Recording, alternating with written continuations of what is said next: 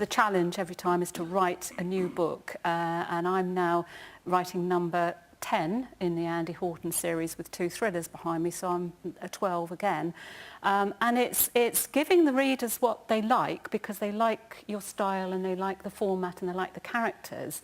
But of course you have a new crime, but it's actually how do you make it different as well?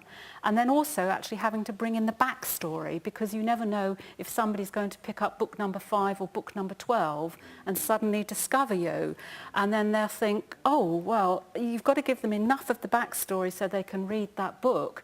But you can't explain it all again because it would be too boring. So that's especially if you've got a continuing thread through your novels, like I have with Andy Horton trying to find his mother.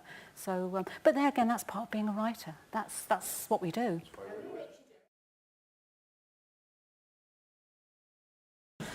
I think keeping track of all the details, it does get a problem as the more novels that you write, and you do need very good copy editors because you get very close to it as well, and you can't see the holes. But having just spent a couple of days copy editing my latest one, which comes out next January, I discovered, because again I've probably had about several different copy editors and editors, so they do change, but I was just copy editing this, I was just about to sign it off, and I thought that name sounds familiar, I'm sure I've used that name before, and I went back to another novel and I'd used exactly the same name for a different character, so it was a bit of a nightmare. But what I do is I keep a database now of the characters' names that I've used, and I keep track of the main characters' backgrounds, their life histories, their stories, and that's built layer upon layer as the series progresses.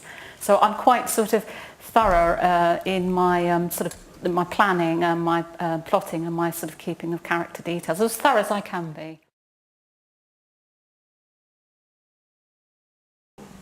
I think researching certainly has opened my mind. I like the element of research, and I like finding out things. So I've certainly since I've written my crime novels and thriller novels, I've certainly learnt a lot more, and speaking to the experts, actually being able to pick the phone up to them and email them and talk to them, both Hampshire Police and the university lecturers are absolutely fantastic.